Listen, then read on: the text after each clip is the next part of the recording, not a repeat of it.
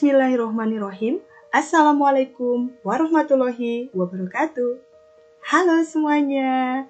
Senang sekali Bu Murni dapat menjumpai sahabat kembali, tentunya di channel YouTube Aurum Ramadhani, di program yang paling ditunggu, Klinik Kimia. Cara asik belajar kimia. Halo sahabat Klinik Kimia, bagaimana kabar sahabat? Semoga selalu dalam keadaan sehat walafiat ya. Amin. Kali ini Bu Murni akan mengajak sahabat untuk latihan soal materi reaksi redoks. So, jangan pernah ketinggalan ya video ini. Subscribe channel ini dan tekan tombol loncengnya agar sahabat Klinik Kimia tidak pernah ketinggalan video-video terbaru seputar pembelajaran kimia di channel YouTube ini. Terima kasih ya. Langsung saja yuk kita kerjakan beberapa latihan soal reaksi redoks. Check it out. Kita mulai dari soal yang pertama.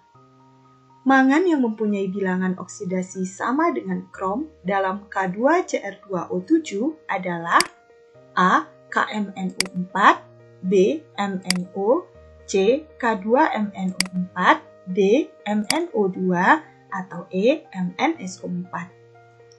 Nah, sahabat Klinik Kimia, mangan memiliki lambang unsur Mn, sementara krom memiliki lambang unsur Cr. Sebelum kita menentukan bilangan oksidasi atom mangan yang sama dengan krom pada senyawa K2Cr2O7, kita harus menentukan bilangan oksidasi dari atom Cr. Langkah yang pertama, kita tentukan bilangan oksidasi atom Cr pada K2Cr2O7 dengan menggunakan perhitungan sebagai berikut.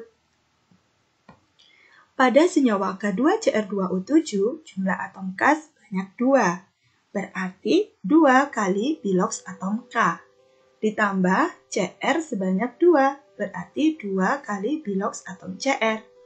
Ditambah 7 dikali biloks atom O, totalnya sama dengan 0. Mengapa totalnya sama dengan 0? Karena K2Cr2O7 merupakan senyawa netral.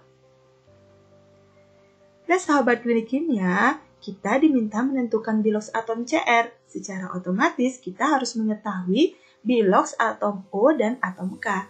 Dari mana? Dari aturan bilangan oksidasi yang sudah kita pelajari pada pertemuan sebelumnya. Mari sekarang kita tentukan. Atom K adalah atom yang terletak di golongan 1A, berarti dia memiliki nilai bilangan oksidasi sesuai dengan nomor golongannya, yaitu +1.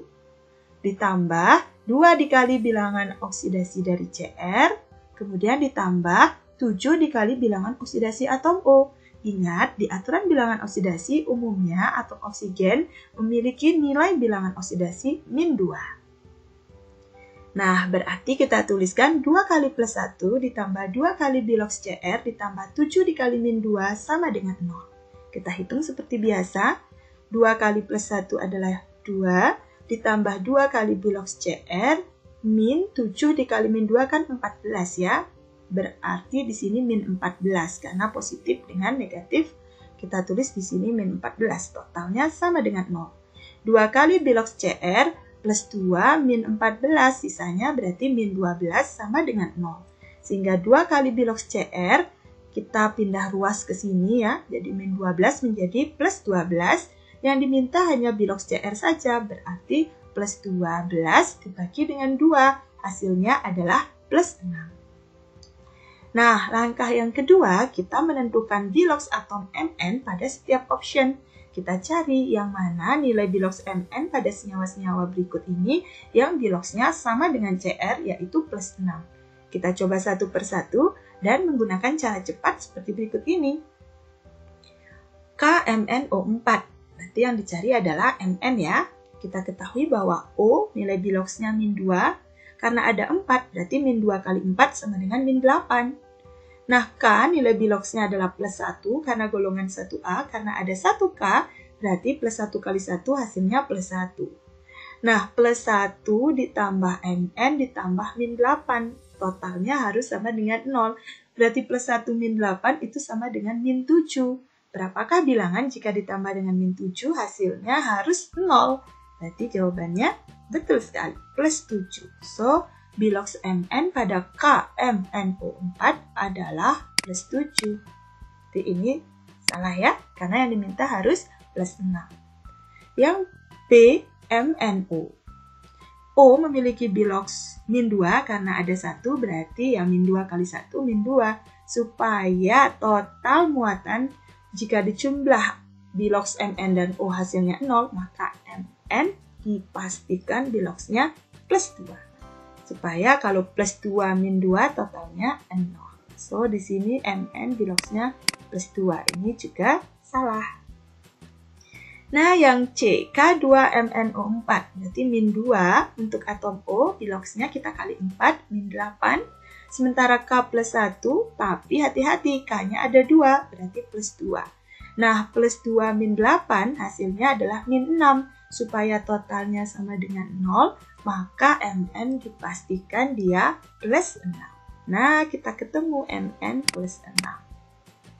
Kita coba yang option D ya, MnO2. Nah, kita lihat di sini, dia O itu min 2 dikali 2 berarti min 4. Supaya totalnya 0, maka Mn itu plus 4.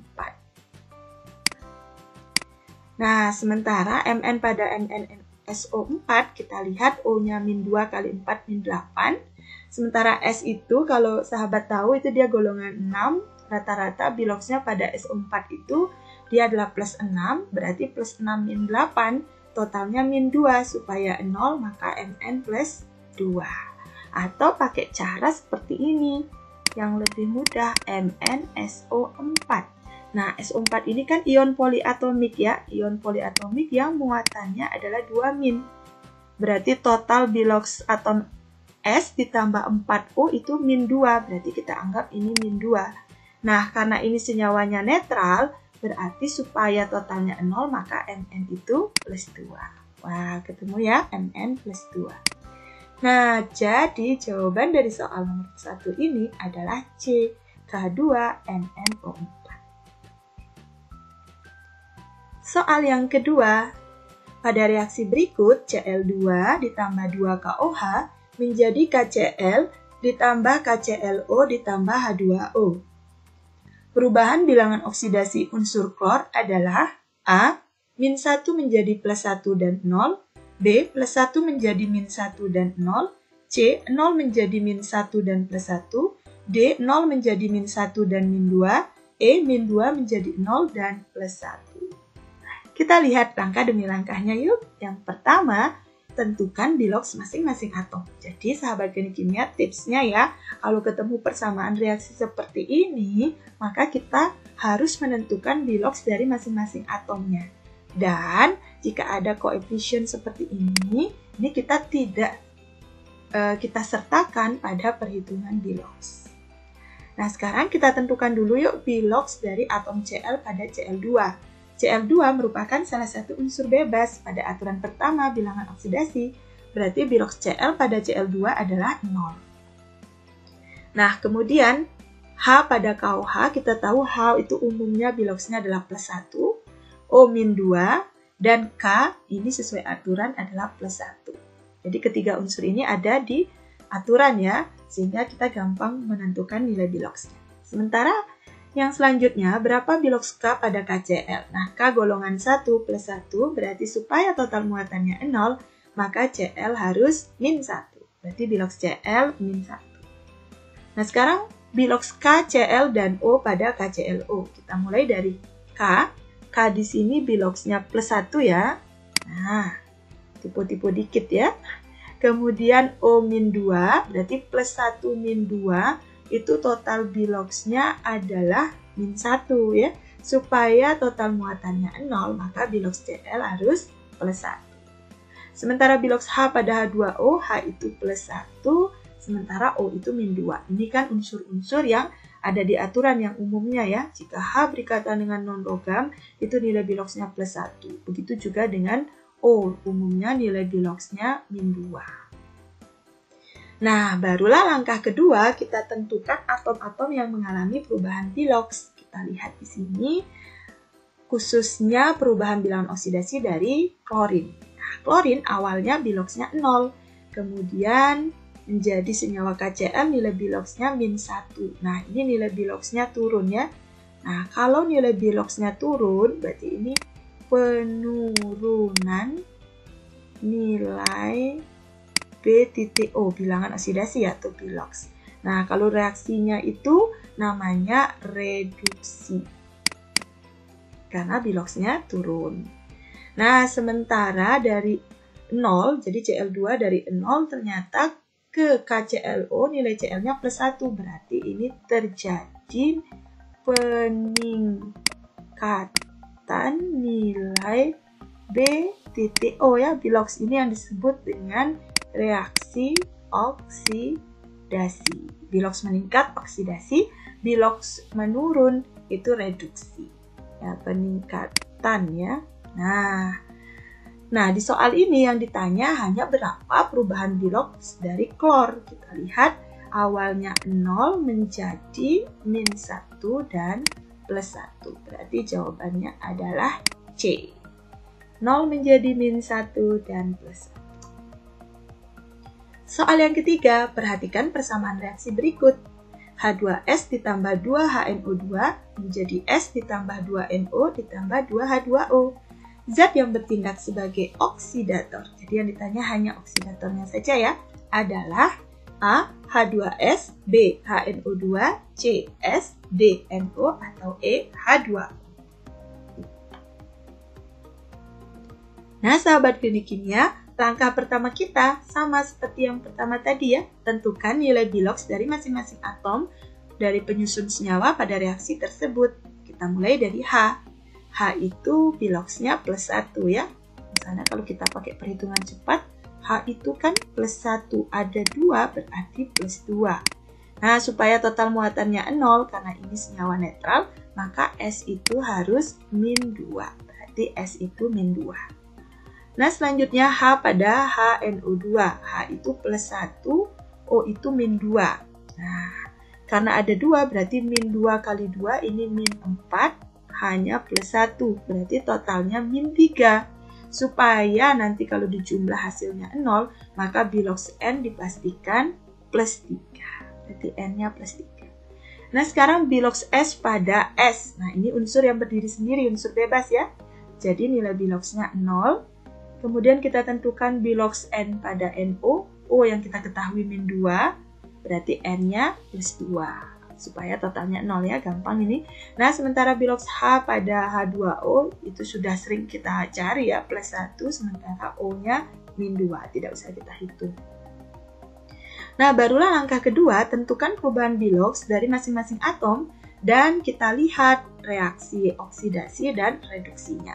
Nah, kita tulis kembali hasil penentuan bilox tadi, kemudian kita lihat yang berubah siapa. Nah, kalau kita lihat di sini H sama-sama +1, berarti tidak mengalami perubahan bilox ya. Kemudian S -2, kemudian jadi 0. Nah, ini berubah biloxnya. Nah, ini berubah biloxnya, dia meningkat ya, dari -2 menjadi 0. Kalau peningkatan bilox itu berarti reaksinya adalah oksidasi. Berarti mengalami reaksi oksidasi. Sekarang kita lihat adakah yang berubah lagi biloxnya. Kita lihat sepertinya N. Kita lihat N awalnya +3, kemudian menjadi +2. Berarti turun ya nilai biloxnya, berarti mengalami reaksi reduksi, penurunan nilai bilangan oksidasi. Nah, sahabat klinik kimia, yang diminta di soal adalah oksidator. Nah, kita bisa menentukan oksidator dan reduktor. Nah, oksidator itu apa sih? Oksidator itu adalah zat yang mengalami reduksi.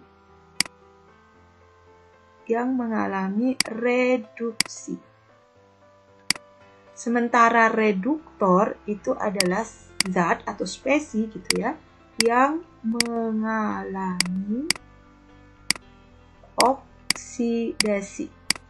Nah, sekarang kita lihat dari reaksi ini, zat yang mengalami reduksi, kita lihat zat yang mengalami reduksi itu adalah HNO2. Dia mengalami reaksi reduksi adalah HNO2 ya. Sehingga dia disebut sebagai oksidator. Sementara pada H2S, dia mengalami reaksi oksidasi, berarti dia disebut sebagai reduktor. Jadi oksidatornya adalah HNO2, sementara reduktornya adalah H2S. Nah, sehingga jawabannya yang bertindak sebagai oksidator berarti zat yang mengalami reduksi. Yang kita lihat zat yang mengalami reduksi adalah HNO2, karena bilox N-nya itu dari +3 menjadi +2. So, jawabannya adalah B. Soal yang keempat, perhatikan reaksi redoks berikut. 3Cl2 ditambah 6 NaOH menjadi 5 NaCl ditambah NaClO3 ditambah 3H2O. Pernyataan berikut yang benar adalah A. Cl2 mengalami oksidasi, bilox berubah dari 0 menjadi +1. B. Cl2 mengalami reduksi, bilox berubah dari +1 menjadi 0. C. Cl2 mengalami autoredoks, bilox berubah dari 0 menjadi -1 dan +3. D. Cl2 mengalami autoredoks, bilox berubah dari 0 menjadi -1 dan +5. E. NaOH mengalami reduksi, biloxnya turun dari +1 menjadi 0. Wah, kita diminta menganalisis ya. Kita langkah 1 dulu. Sama, tentukan nilai bilox dari masing-masing atom yang terlibat. Cl pada Cl2 0, sepakat ya? Sementara Na itu adalah golongan 1A, temannya K ya, berarti biloxnya +1, H itu umumnya +1, O -2, jadi aman ini ya. Kemudian Na pada NaCl ya, Na itu +1, otomatis supaya totalnya 0, maka Cl itu -1. Nah, sekarang NaClO3, Na itu +1, O itu -2. Kita hitung nih kalau senyawanya agak kompleks gitu ya. -2 kali 3 berarti ini -6. Ini +1 kali 1 Na berarti +1. Nah, +1 -6 totalnya -5. Supaya nanti totalnya kita jumlah hasilnya 0, maka Cl itu +5. Sementara H2O, H +1, O -2. Nah, koefisiennya tidak kita ikutkan ya.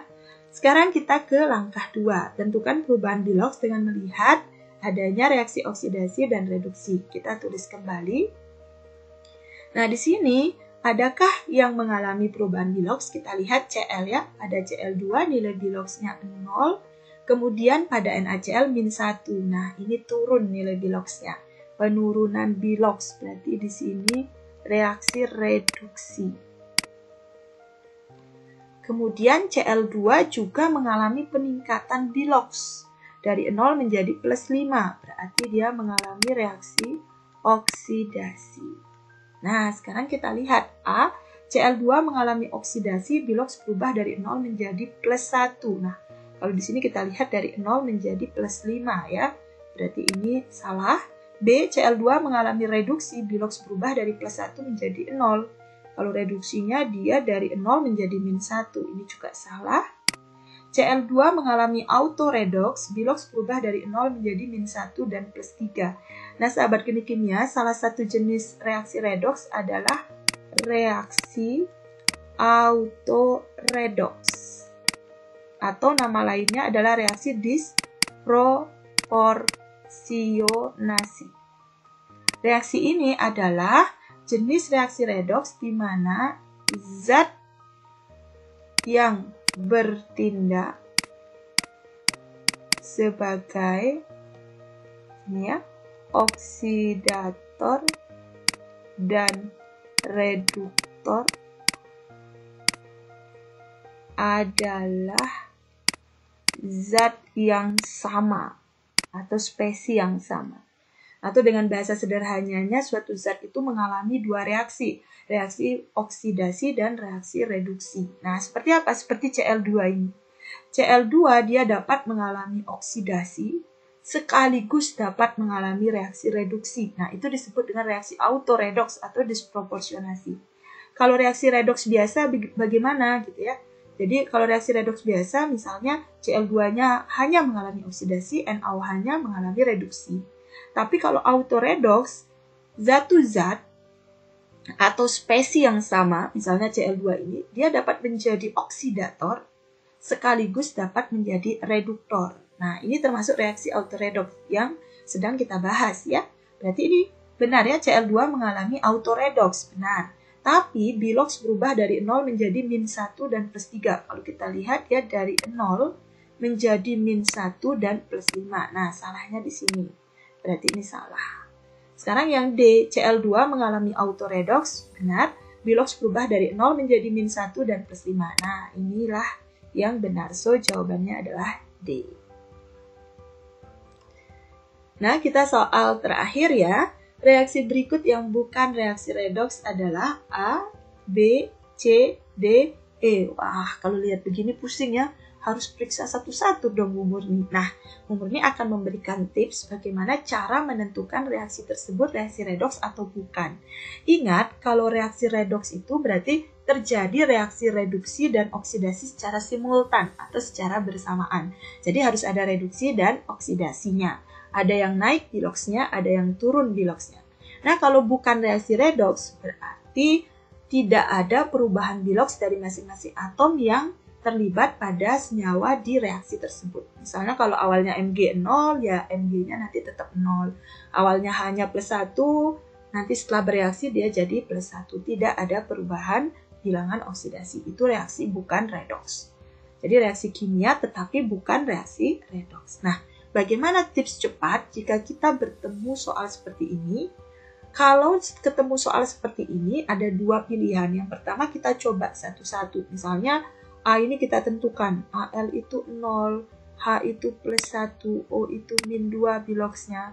Al di sini +3, O -2, H pada H2, 0. Nah, ini kita hitung seperti soal-soal sebelumnya. Baru kita tentukan apakah ada yang naik atau ada yang turun. Berarti kita bisa menentukan itu redoks atau bukan. Nah, supaya lebih cepat, cara yang kedua kita tidak meriksa satu persatu, ada tips yang Bu Murni sebut sebagai langkah umum. Tentukan nilai Bilox dari masing-masing atom, kemudian menentukan adanya reaksi redoks ataupun bukan redoks. Cuma tipsnya di sini, biasanya reaksi redoks itu adalah adanya perubahan dari unsur. Biasanya itu unsur bebas atau molekul unsur itu menjadi senyawa atau sebaliknya. Nah, itu pasti merupakan reaksi redoks. Kayak gimana? Nah, kayak A ini 2Al, ya, kita fokus pada Al-nya, ini adalah unsur bebas ya. Dia berdiri sendiri, kemudian dia menjadi senyawa. Nah, ini pasti terjadi perubahan Bilox kalau kita hitung. Atau kayak ini H2O, ini senyawa, kemudian dia jadi H2. Ini adalah molekul unsur yang termasuk juga unsur bebas. Pasti ini dari 0 menjadi berapa, ini dari berapa menjadi 0 gitu. Jadi ada perubahan dari unsur menjadi senyawa atau sebaliknya. Maka A ini reaksi redoks.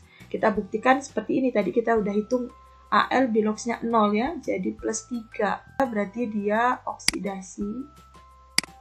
Nah, kemudian H2O dari +1 jadi 0. Kemudian H2O dari +1 jadi 0, berarti dia reduksi. Kemudian yang B juga sama, ada perubahan dari unsur menjadi senyawa atau sebaliknya ya. Kemudian yang D ada perubahan unsur menjadi senyawa dari Na menjadi NaOH. Yang E CuO tambah C menjadi Cu ditambah CO2. Nah, yang D kita lihat tidak ada perubahan dari unsur menjadi senyawa atau sebaliknya, semuanya senyawa. Dan kita tentukan Biloxnya H+1, O-2 kali 3 -6 berarti N-nya +5. Kemudian NO3 itu min kali 2 min 2 ya. Kemudian N-nya kita ketemu +5, Zn-nya +2, H-nya +1, O-nya min 2. Tidak ada perubahan Bilox. Kita pakai cara cepat, lihat di sini tidak ada unsur menjadi senyawa atau sebaliknya senyawa menjadi unsur. Jadi jawabannya adalah reaksi yang bukan redoks adalah C. Nah, itulah sahabat klinik kimia pembahasan kita tentang materi soal-soal reaksi redoks. Semoga bermanfaat ya. Mohon maaf apabila ada kekurangan. Jika berkenan dan dirasa bermanfaat, jangan lupa untuk like, comment, share, dan subscribe channel ini. Agar Murni semakin semangat untuk menyajikan konten-konten terbaik seputar pembelajaran kimia. Terima kasih ya. Murni akhiri. Wassalamualaikum warahmatullahi wabarakatuh. Have a nice day and goodbye.